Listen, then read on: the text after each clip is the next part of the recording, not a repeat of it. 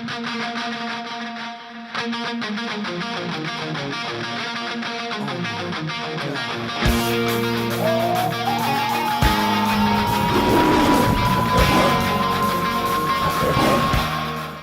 it is a huge afternoon here today for the Tigers. 3 points are needed to kick-start our 2015.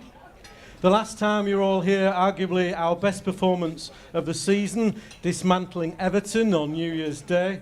Today it's the turn of Newcastle United to come to the KC Stadium, and here to give us their thoughts on today's game is an ex-star from either side.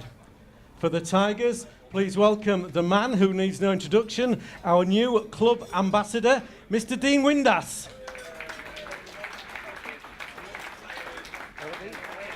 And here to represent Newcastle United, please welcome a man who joined the Magpies as part of a deal which saw Andy Cole head to Old Trafford.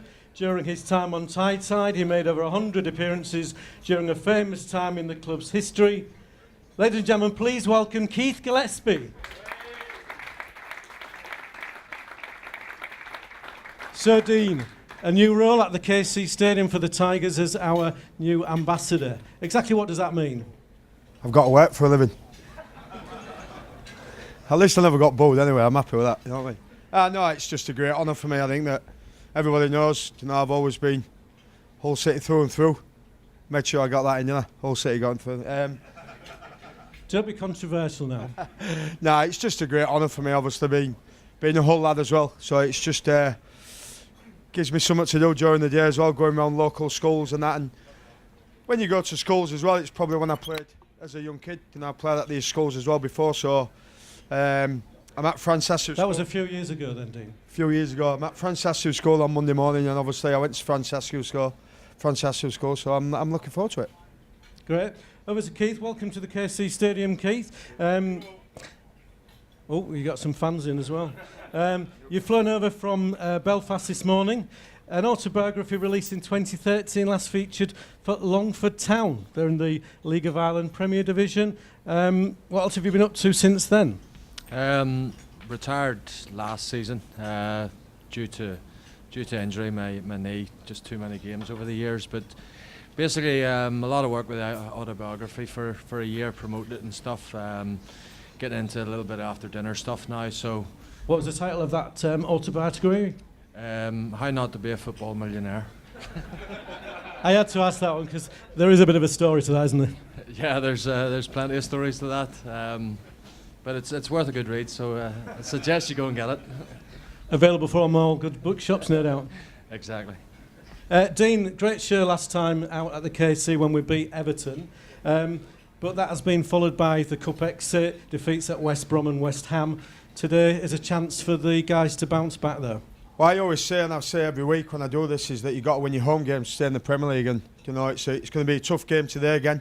You know, we don't know what the team's going to be at the minute. We don't know what the formation's going to be. But against Everton, the last home game, we played very well. The two centre forwards linked up quite well. I know they got injured, you know, after that. But it's important that we get on. Well, we need 3 points desperately for today. You know, because John Carver's coming at Newcastle. He'd probably give them just a little bit of a lift. You know, now he's got the job till the end of the season. So listen, every game's a tough game, but it's one we can win today. Keith, strange season for Newcastle so far. Our visit to September was the day of the Sack Pardew campaign. I was down there seeing all the vans going around with the banners up and everything. Yet he survived that, didn't he? Went on for a decent run towards the end of the season. He then leaves to go to Crystal Palace, and the results then have been a bit poor. Dino mentioned about John Carver. Do you see Newcastle kicking under John Carver, or do you think it's going to be a tough 2015 for them? I mean, as you mentioned, I think that was the turnaround in Newcastle's season, coming back from 2-0 down against Hull. The whole Alan Pardew saga, Newcastle didn't get rid of him. He chose to leave, and that put them in a bit of a quandary with who's going to be the next manager. But I think it's a wise choice to put John Carver in charge at the end of the season, because it's one of those decisions you have to get right. They've got time to make that decision now.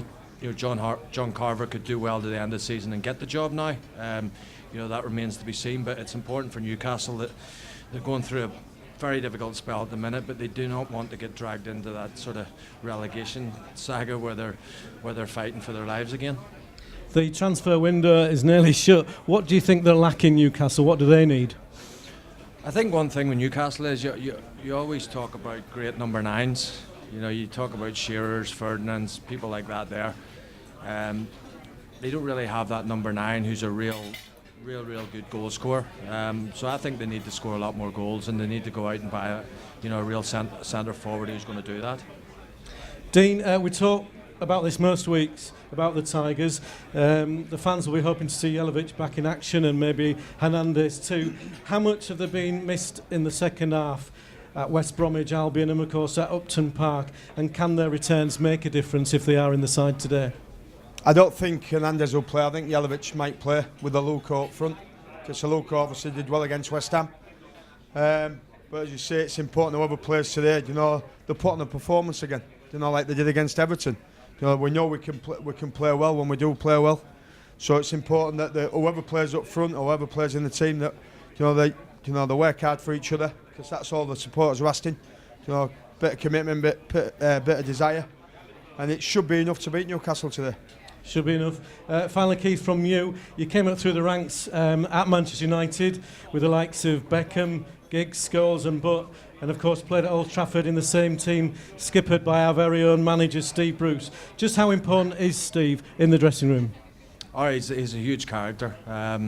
He was one of the people that I went and spoke to before I moved to Newcastle. I valued his opinion that highly because of the sort of character that he is around the dressing room. He's a great football man.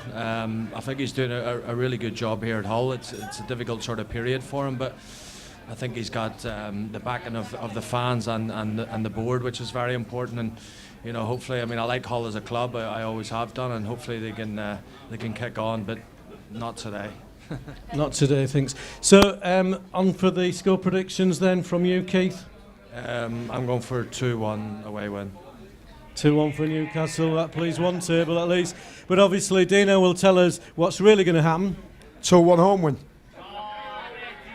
So it's a 2-1 either to Newcastle or to Hull City. We know it's going to be Hull City. Ladies and gentlemen, put your hands together please for Dean Windass and Keith Gillespie.